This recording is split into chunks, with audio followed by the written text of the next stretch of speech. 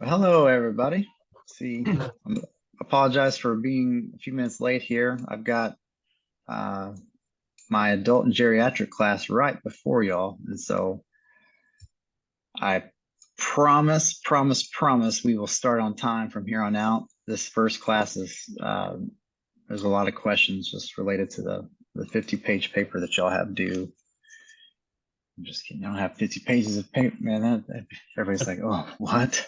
I thought I saw the syllabus already.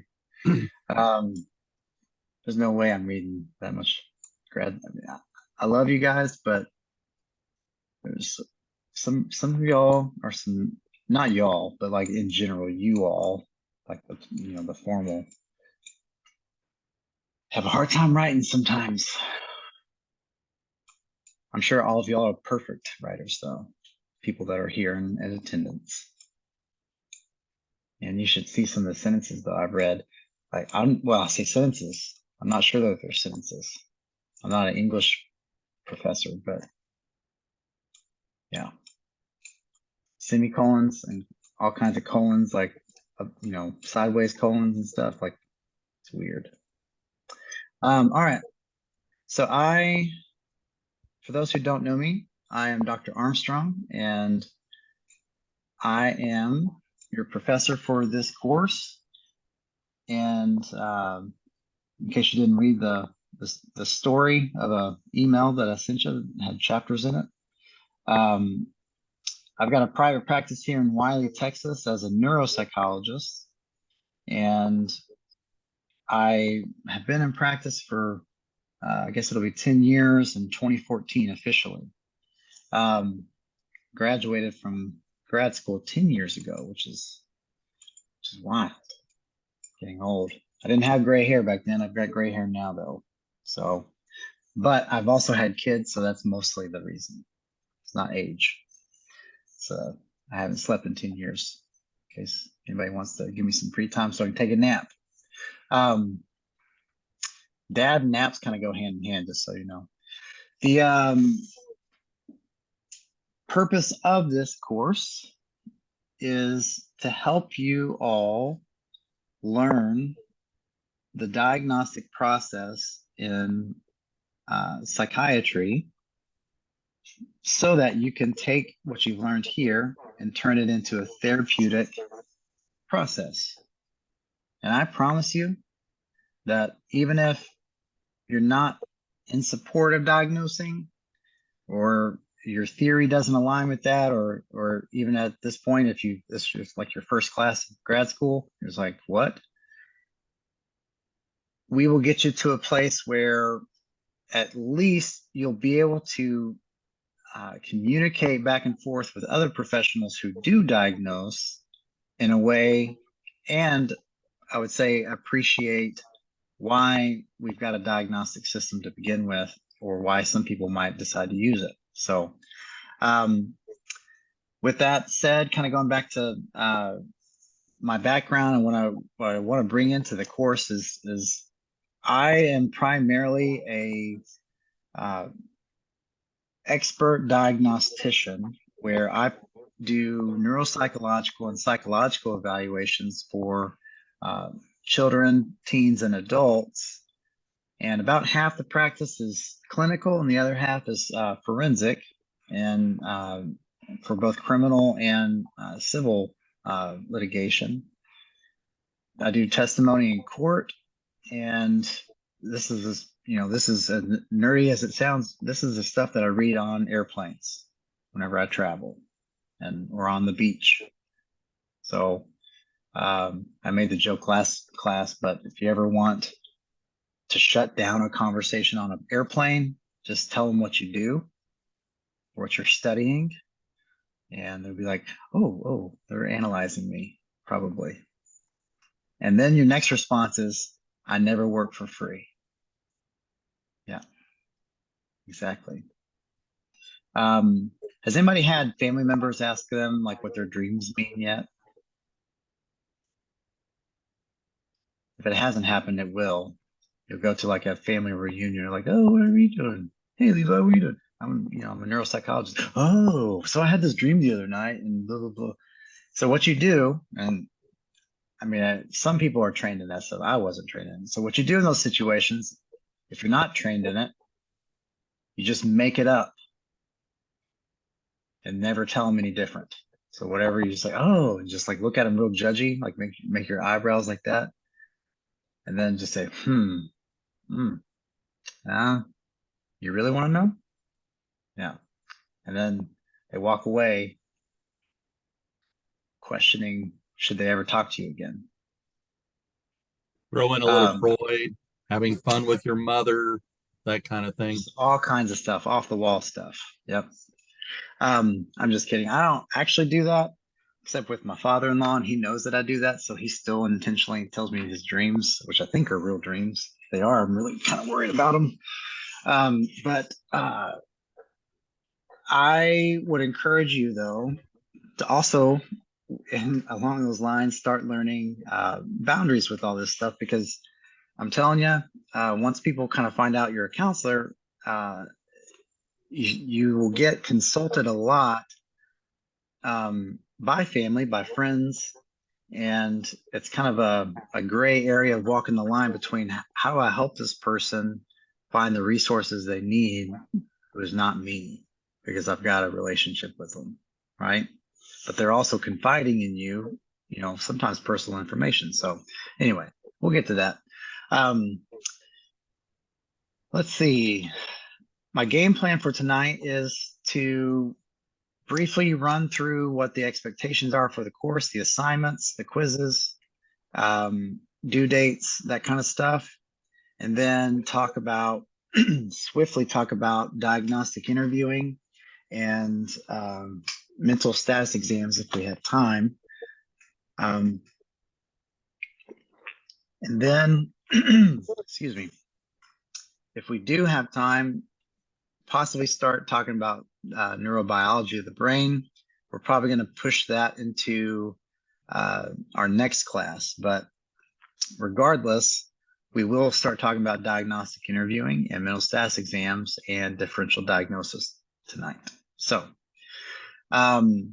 if you've had me before, things are a little bit different this semester, meaning I'm not going to be providing actual lectures. So tonight we're going to have a little bit of a lecture, but most classes, not most, all remaining classes, my hope is that you will have read the appropriate DSM-5 chapters up to that point, and have either made a mental list or written a written list of questions to ask me. Because like I said in my last class, as much as I don't want to be a nutty professor, I promise you I don't. It's not, I wasn't born and just like, you know what, I'm gonna be a nutty professor.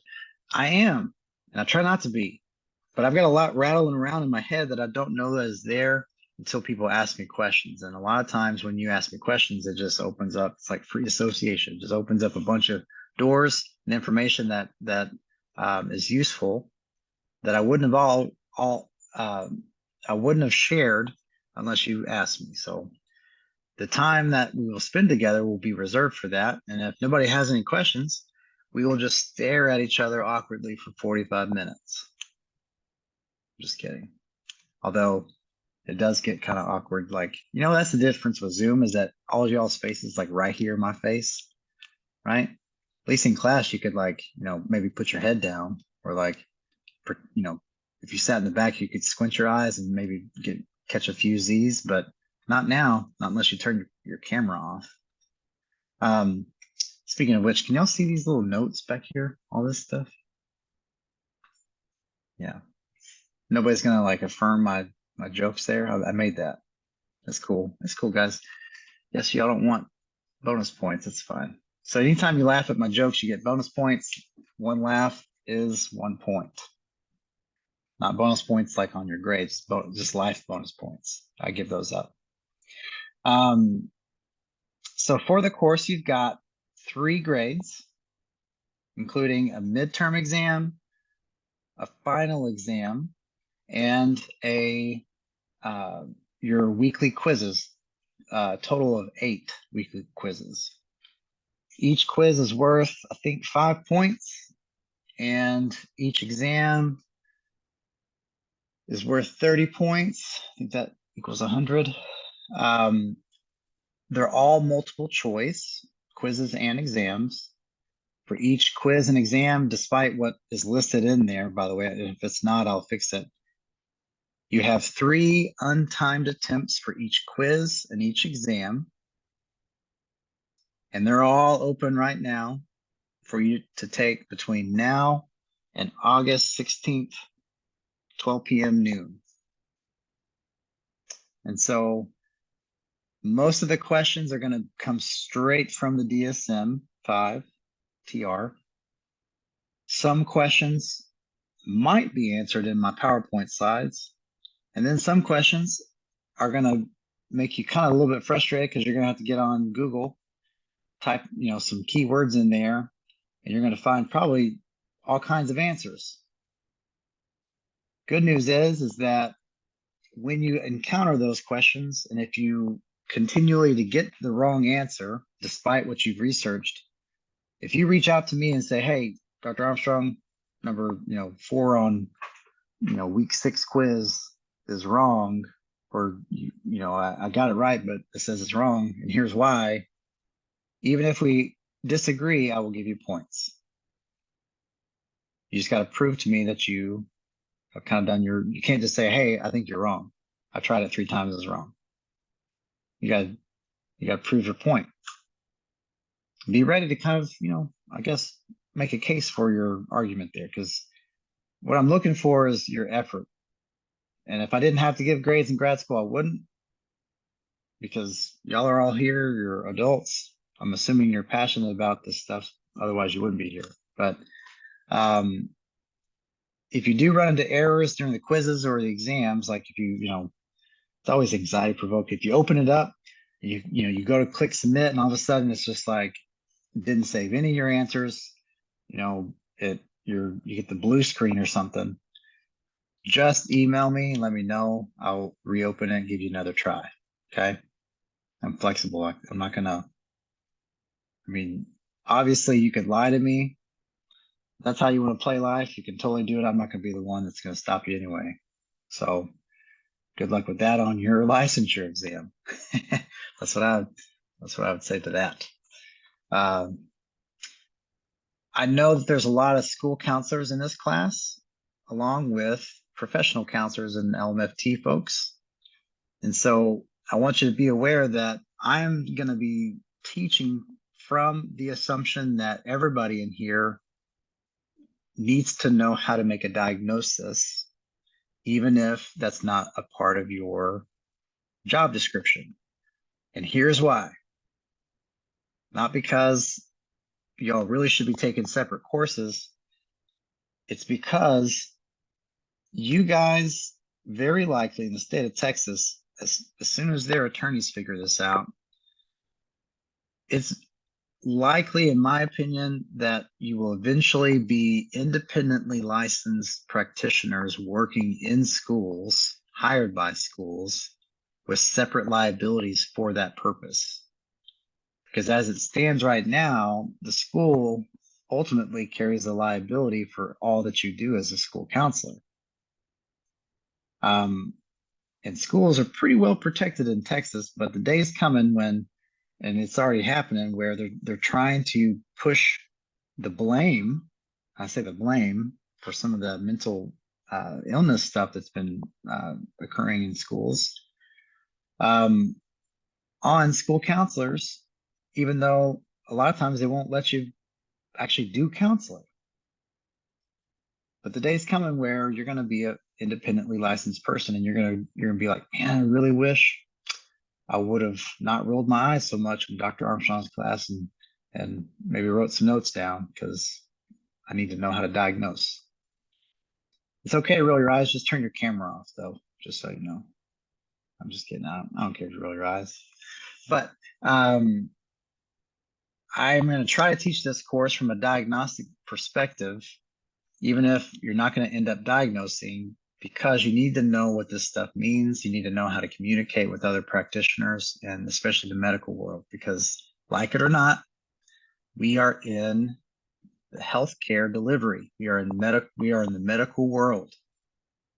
And if you're going to be a counselor, even a school counselor, you are a medical practitioner in some form or fashion, technically. All right. Any questions about the exams, quizzes? Nope. They're due at the very end of class, except for week 1, which is due, just to clarify, even though all the dates are all different. The official date is this Friday, week 1 quiz, due by this Friday at noon, June 16th. Okay? Is that very hard question worth 5 points also? It is. It is. Yep. I always get people to say, did you mean to only have 1 question? Well, I mean, I can give you more if you'd like. Yeah, just kidding. So sorry, I gotta look at the chat here. Got some chats coming. And let's see. Rod said we added a school LPC to our staff. That's awesome. What school district are you at, Rod? Prosper ISD, Prosper High School. Man, y'all are progressive out there. Well, in some areas. Well, I mean, certainly not politically progressive. No. I mean, kind of though, because that means somebody's paying that person money, I hope, unless they're just volunteering to go out there. Hopefully that's not happening. Hopefully they're getting paid what they deserve, but that's amazing. That's going to be the example probably moving forward. And then Greg asks, what's the best way to protect yourself against a misdiagnosis as a counselor? It's a great question, Greg. One, to answer your question is understand that there is a whole lot of responsibility in making a diagnosis, such that you never ever make a diagnosis without being able to, on paper, and I always, if you make a diagnosis, by the way, write why down somewhere. So don't just put have a progress note or something and say this person probably has ADHD. Or don't don't just send in the insurance a diagnosis without at least having a progress note, something, a napkin with a crayon explaining your rationale, because in the event that it ever called into, if you were called to the state board or even clinically, just the ethics of it, you need to be able to defend why. So if you do that, that's a part of the process of preventing yourself from making a misdiagnosis. But here's the thing, it's a trick question kind of that you threw at me, because the truth is the DSM-5 is full of clinical diagnoses. A clinical diagnosis is a working diagnosis, and it's not necessarily expected that you're going to be 100% perfect anytime you make an official diagnosis. In other words, it could change, and it will. I've had my very first patient I saw ever. And boy, was I nervous as an existential psychologist. I thought I was going in there to talk about life meaning and all kinds of death anxiety. I was real excited, real positive topics. And out the gate, this person was very flat. And at the end of the session, I made a diagnosis of depression. They come back in the second session and ended up discovering that they actually had schizoaffective disorder. They were acutely psychotic and needed to be hospitalized. Yeah. And that was a prodromal, like the last end of the prodromal stage for them, and they had decompensated since I saw them last. Yeah. And so I went from diagnosing major depressive disorder to schizoaffective. And trust me, I was closely consulting with my supervisor because I did not know what to do. Yep. So the best way to, or go ahead.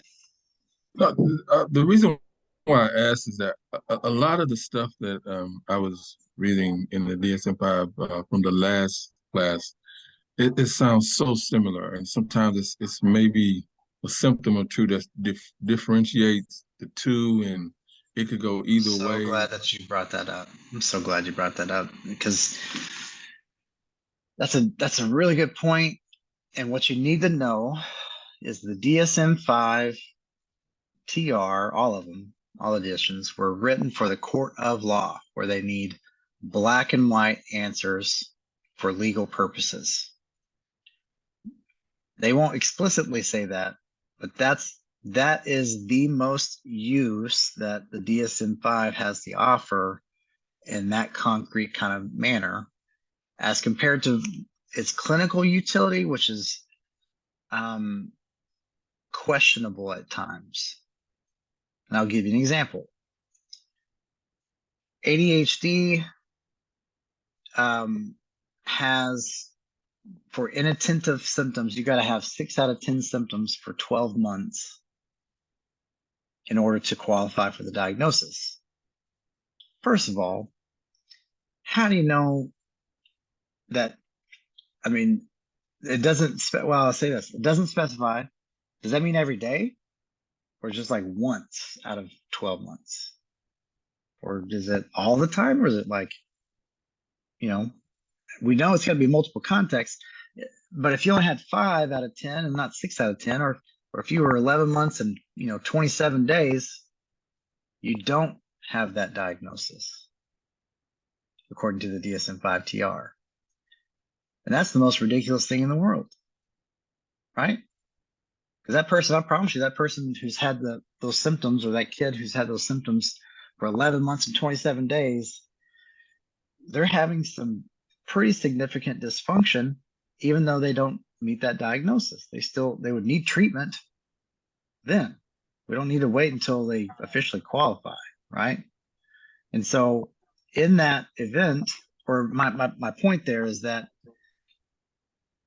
you need to understand the DSM-5 is the gold standard for diagnostics in psychiatry and mental illness, but it hasn't been able to keep up with what we know on the neuroscience front, which is the brain doesn't really care about any of these diagnostic labels.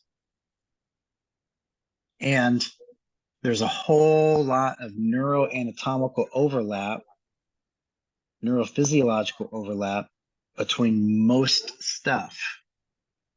And real quick example of that is ADHD and autism, OCD, bipolar, and schizophrenia, and Tourette's all have the same or very, very, very similar pathophysiology for what causes them. And they're probably all the same disorder, just subtypes of that disorder.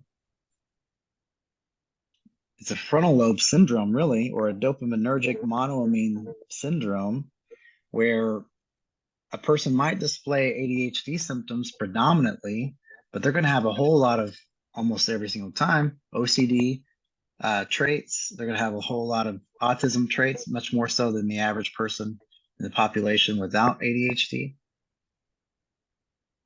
And it's not that you're going to meet the diagnostic criteria for all that stuff, but that's arbitrary. Those are arbitrary cutoffs, as you now know, right? You got to have 6 out of 10 symptoms. Well, that's arbitrary. Where did they come up with the 6 out of 10 symptoms? Well, it's supposed to be based off of sensitivity and specificity. You know the difference between those two terms? I won't put anybody on the spot. Sensitivity is how well does this test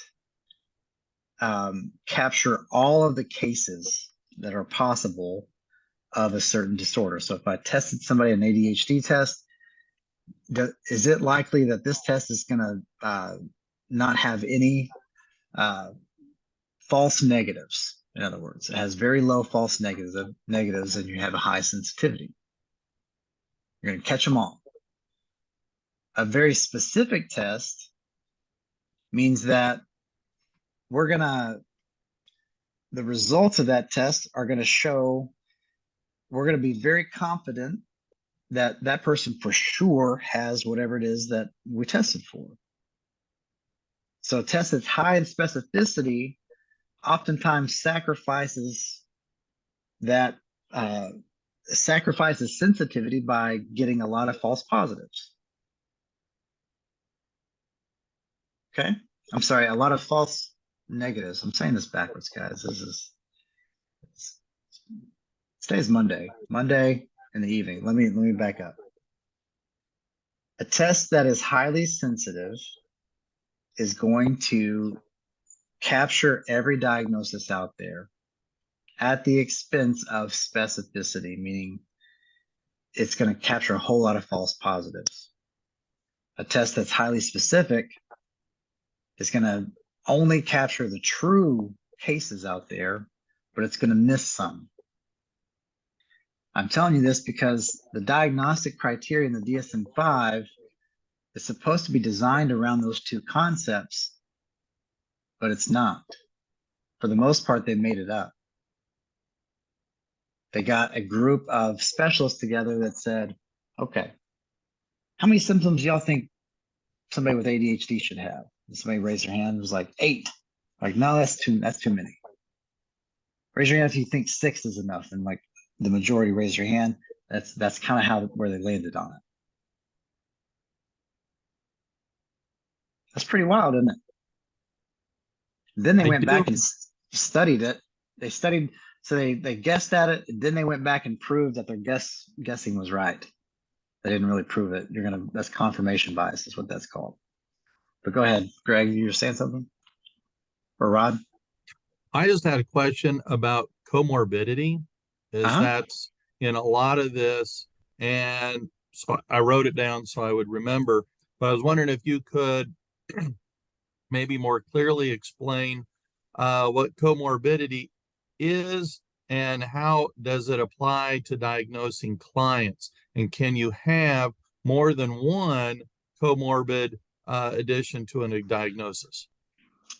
So within each diagnostic section for each diagnosis in the DSM-5, there's a section there at the end in 2 different places, one in the differential diagnosis section, and then in the actual formal criteria.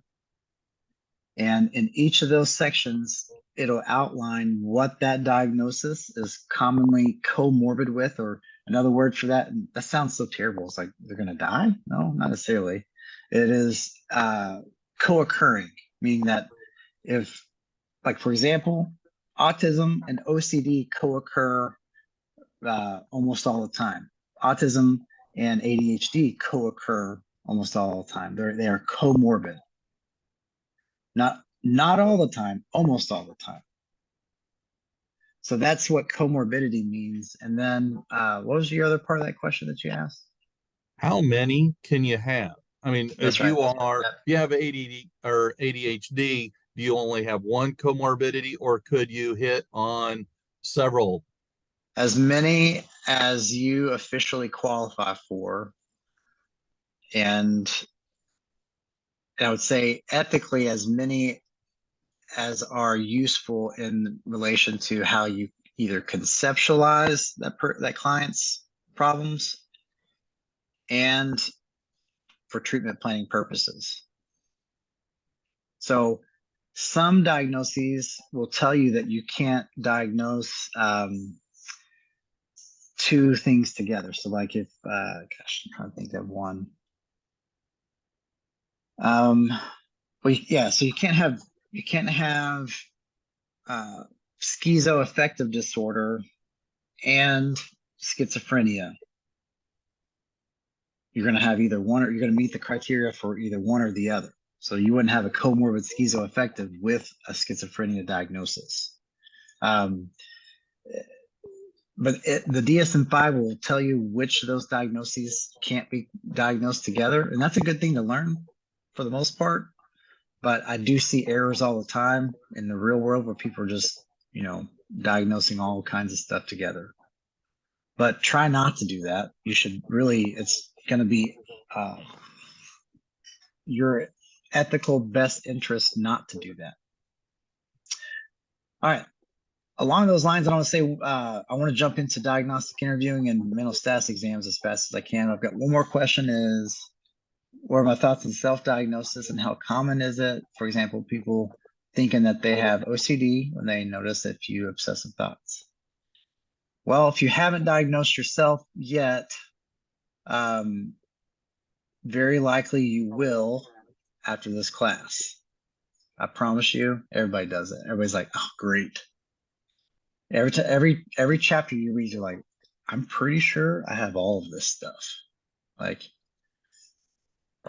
man, I hope nobody else knows. But yeah, first of all, there's no stigma, so it's okay. I have ADHD, OCD, and major depressive disorder. All right. There's not one day in my life that I woke up, I was like, you know what? Life is too easy. I'm going to have some OCD. Nope. I never had that thought. Right. Now it's still my responsibility, right? Just like if I broke my leg, it's not like an excuse of anything. It's still my responsibility, but at the same time, there's no stigma. Secondly, it is completely normal for you to consider that you might have a diagnosis, and or you might know people who go online and say, yep, I've got OCD. If you really do think you've got something like that, and if you haven't already, well, now's a good time to find a counselor. Especially if you're going to be a counselor, I would highly encourage you to seek your own counselor and start that conversation with them. And then, or I would say also, if you have people, friends, family that are self-diagnosing, start putting together a list of referral sources of people that you trust, and think about it this way. Think about the family members that you like, and who would you want them to see. Don't think about the family members you don't like, okay? Because I always tell patients, like, I only refer patients to other practitioners who I'd send my own family to. And then I had a patient the other day, I was like, well, I mean, do you like your family? It's like, well, some of them. But you're right. I would only send the people I like to them. So start making that list now, because that's another good conversation. And I'm telling you, or that's another good resource to do. And then I'm telling you, we are in the age of the TikTok diagnoses, where every teen on the planet who's ever watched TikTok has ADHD and autism and Tourette's and all kinds of stuff. And if you hear nothing else from me, and this is important, and I'm saying that kind of lightheartedly, but on a serious note, teens especially have a whole lot of adults dismissing almost their entire experience all the time. Don't be one of those adults. Help a teen learn about the developmental stage that they're in, which is, anybody know the Erickson stage, by the way? A little test. Yeah. Identity versus identity confusion. It's the time that they're trying on personalities. They're trying on, like, who am I? Who am I going to be? So they've got all these kinds of questions, and they're highly, highly suggestible. Their brain's highly suggestible. And so they go on TikTok, and this real popular influencer has, 4 billion followers, says all kinds of symptoms about, Tourette's. Well, all of a sudden now they start having tics, or they start noticing, maybe I do have tics. And it's okay that they're figuring out who they are sometimes, and sometimes they actually might meet that diagnostic criteria, but the power isn't there. The power is why they're seeking that conceptualization of themselves. So to answer your question about self-diagnosis, is that person is trying to figure out what's wrong. Why am I having such a difficult time? There's meaning in that, or power in that self-diagnosis. Yeah. And then we got Rod says, the past few years have diagnosed with a lot of anxiety and stress that leads to special education or Yep. Yeah, COVID has done a number. I mean, you guys know this. How many of y'all are teachers? Man, y'all are like, y'all are ballers. Y'all are doing the Lord's work because y'all been through some stuff. I see teachers are like, yeah, what's up? I'm a teacher. Because like, y'all went through COVID and I mean, my daughter was in first grade and she had to stay home for a little while. And I walked in there one day, she was doing like push-ups and sit-ups with the PE teacher online. I was like, man, can I come to PE class? Like, I just remember thinking, it's like, man, that's amazing that this PE teacher is like trying to do that. But anyway, please know that you guys are underappreciated, underpaid, most definitely.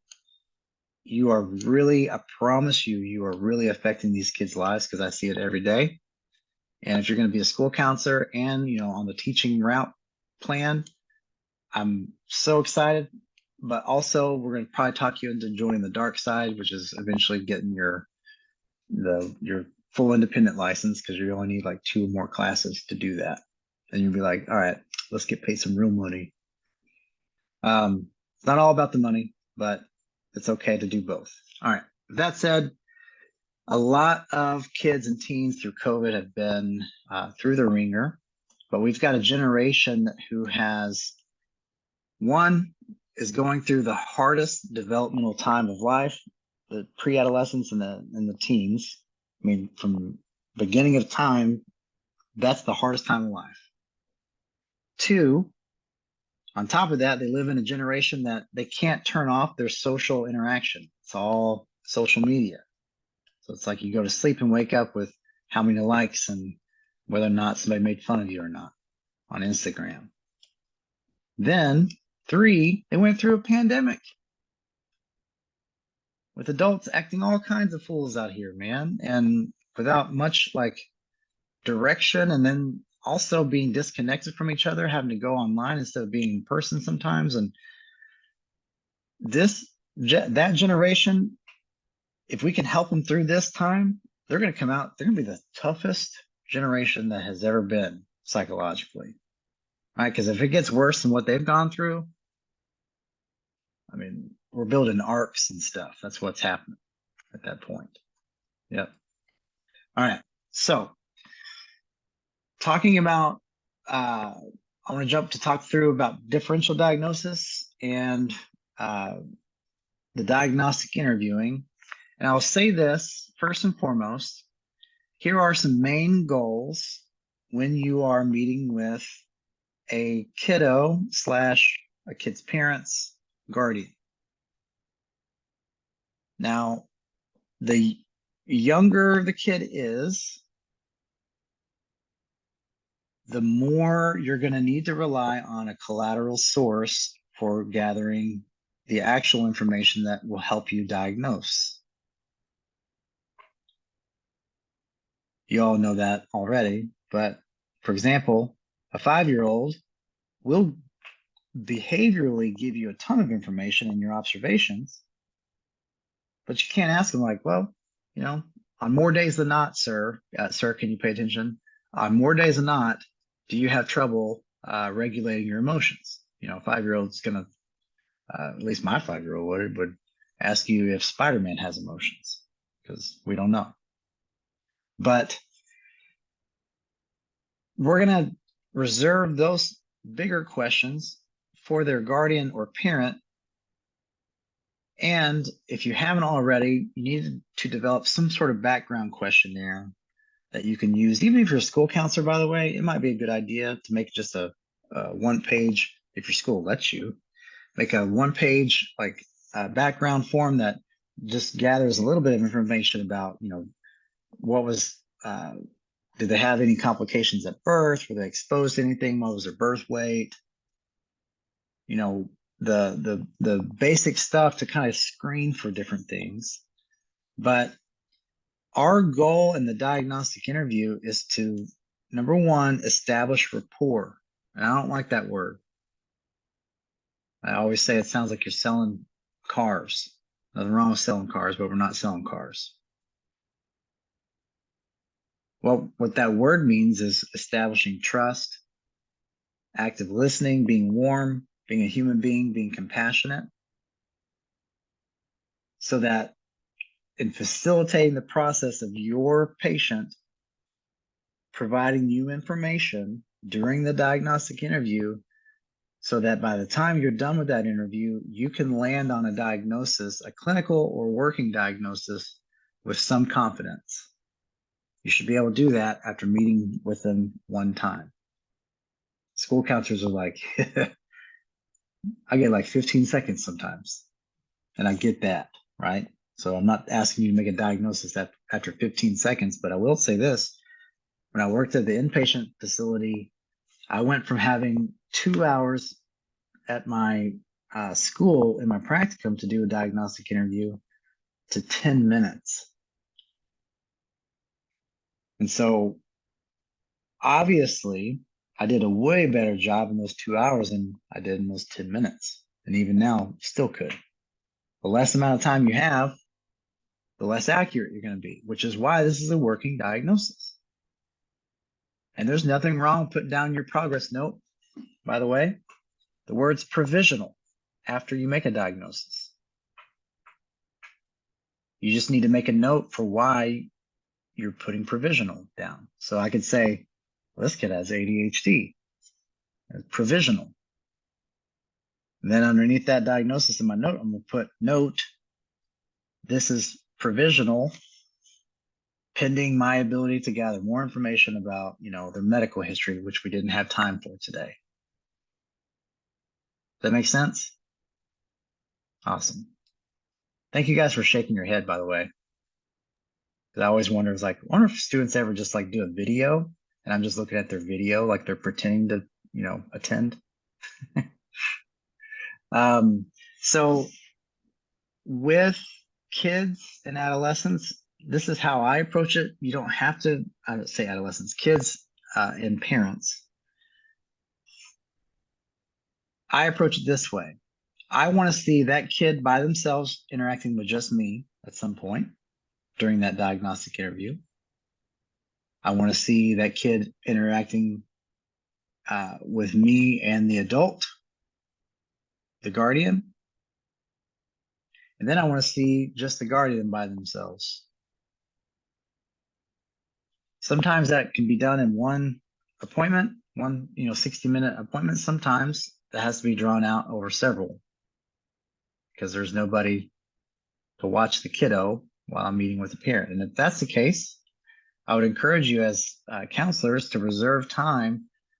As let's say you shoot for 45 minutes of seeing the kid and the adult with you, and then just the kid also. And then the rest of that 15 minutes, you're going to call that adult later to gather more information. And it's okay to call them and get that information. You don't have to do it in person, make them come in. But the next question is, well, what information are we going to be asking? Well, think about this. They got referred to you for some reason, right? And just like stumbling, is like, is this McDonald's? Oh, it's a counseling center. Cool. Well, I will take some counseling and a large milkshake. They got referred to you first and foremost, and so that's a good place to start. In fact, that's probably what they really want to talk about, and a good way to develop rapport is giving them some space pretty quickly to start talking about that. So asking them why, so what brings you in? Where I see here in my note that, things have been a challenge at home with sleep, with kiddo. Let's talk about it. And during that time, you're going to give them space to talk about it, but you're really going to be assessing, when did symptoms begin? How long have the symptoms been present? What's the severity of the symptoms as subjectively described by the patient and or the guardian? What have we tried that has worked or hasn't worked? Have we ever been in counseling before?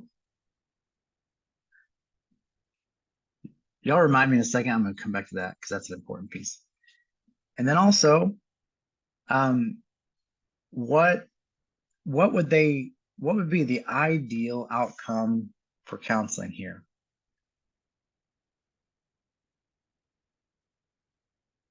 Now, if they're 7, we're not going to say, well, sir, what's your ideal outcome?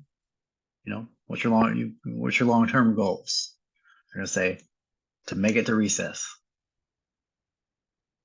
But we are going to, in an age-appropriate way, ask them, and this is where you'll have to go back to your lifespan stuff and remember all that cognitive development stuff. Think through creative ways of asking some of these questions, like, when you go to sleep at night, do you ever feel nervous or angry or not tired or anything like that? Yeah. And so we're going to tailor some of those questions to the kiddo specifically. My other rule is with teens, and this is just how I approach it. Teens see themselves as being really, truly, in some ways they are, smarter than most adults. And it doesn't matter how great the relationship is with their parent, it'd be perfect. Their brain is literally trying to get them to be in conflict with their parent so that they can become adults.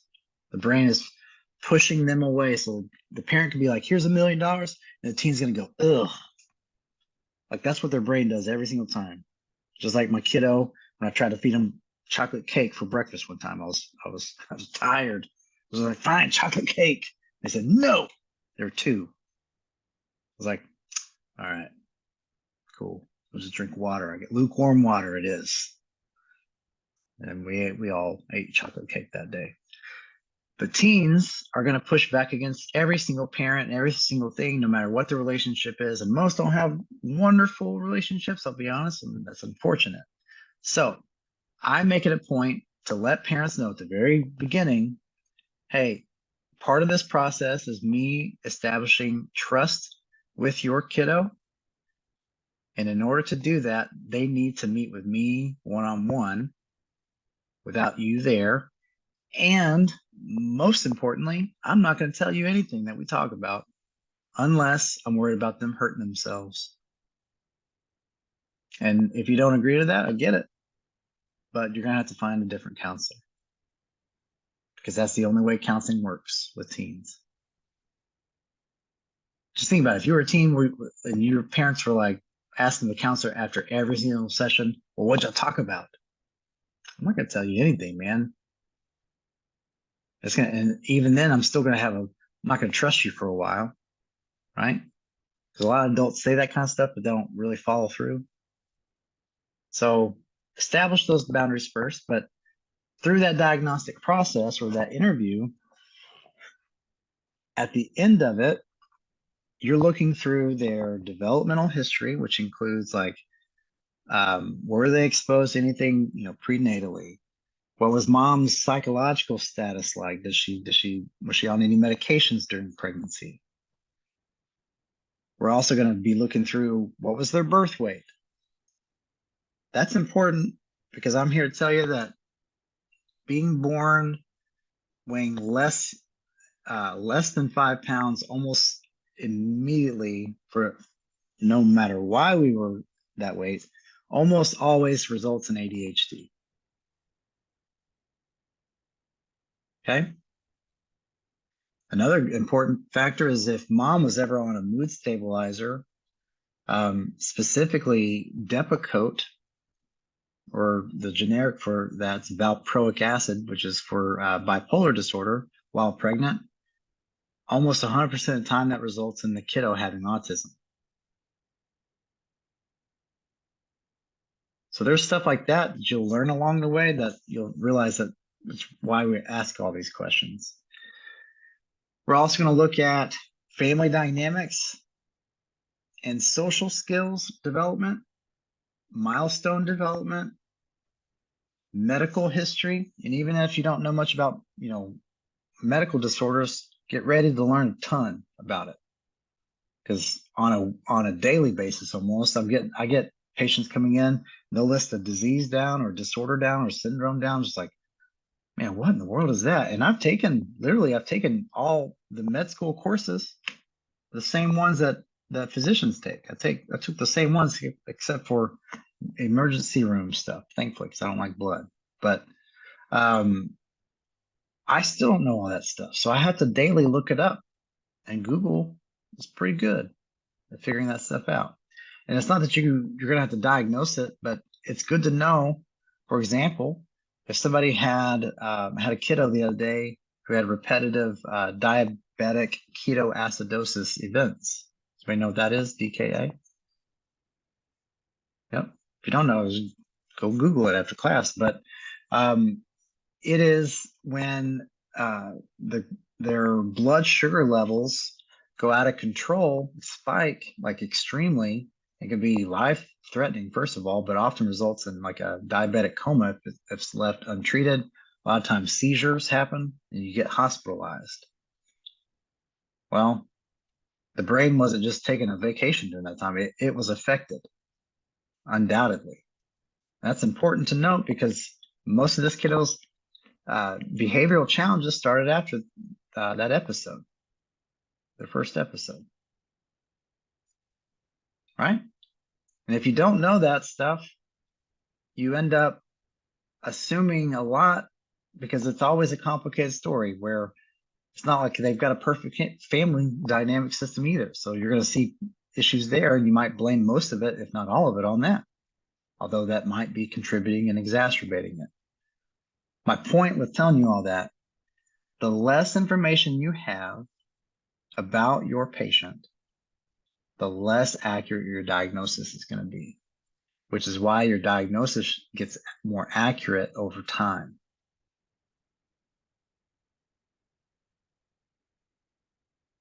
But nobody expects you to be perfect from the very get-go, although that is the goal.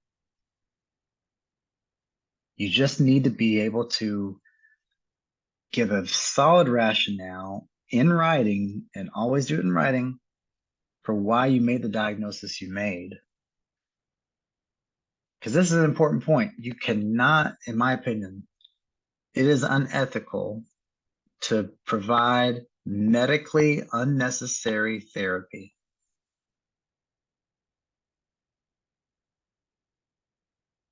Everybody's like, well, what about the billionaires that I want to treat for like existential dilemmas? I get it, because that's where I started too. That was my idea. I was like, man, I'm gonna be the next Yalom. I'm gonna write a book, talk about dreams, all kinds of stuff, how I don't like people being in love. And then the truth is that, first of all, most people seeking counseling have enough adjustment difficulty in their life probably to warrant a diagnosis of adjustment disorder out of the DSM-5. Okay. And that's most cases reason enough for therapy. Secondly, is if you've got a board complaint, or if you had to go talk to the state board for some reason related to that case, they would say, well, why were you providing therapy? Well, because this person wanted to grow. You can't say that. That's going to get you in trouble. We don't have to worry about that with kids and adolescents as much, because I've never heard of a kid being referred to therapy for like psychological growth. Like nobody, they're not like a teen's not out there is like, hey, I want to be psychologically stronger. No, it is, in most cases, there's a diagnostic reason. I want to come back to the point I was making earlier, but I can't remember what it was. Y'all remember, what was I talking about right then? Y'all remember? Does anybody remember? Gosh, what was it? It was important. I'll figure it out later. I'm sure it'll come out in this class. It's probably the answers to all your midterm questions, but can't remember them.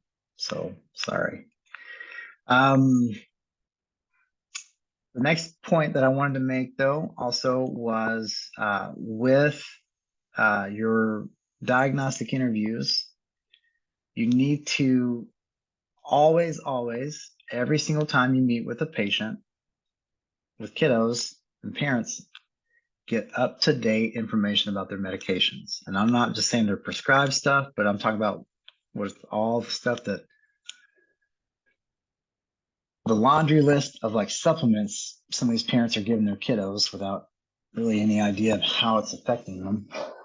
All the essential oils that they get, the Himalayan salt stuff that they get, that they have to eat.